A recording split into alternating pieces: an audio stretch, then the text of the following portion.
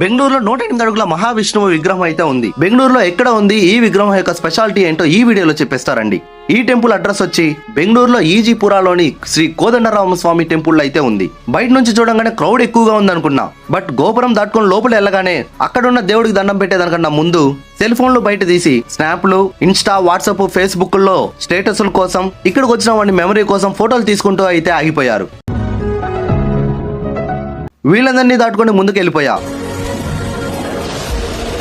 ఇక్కడున్న మహావిష్ణువు విగ్రహం స్పెషాలిటీ ఏంటంటే 108 అడుగుల పొడవు, 420 టన్నుల బరువు, 11 తలలు, 16 చేతులతో ఉంటారు. అంతేకాదు ఈ విగ్రహం మొత్తాన్ని ఒకే గ్రానైట్ రాయితో చేశారు.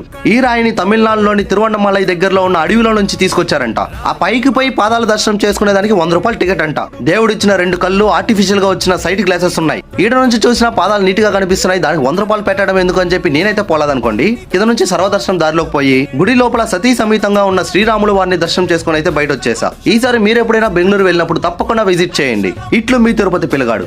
Bye bye.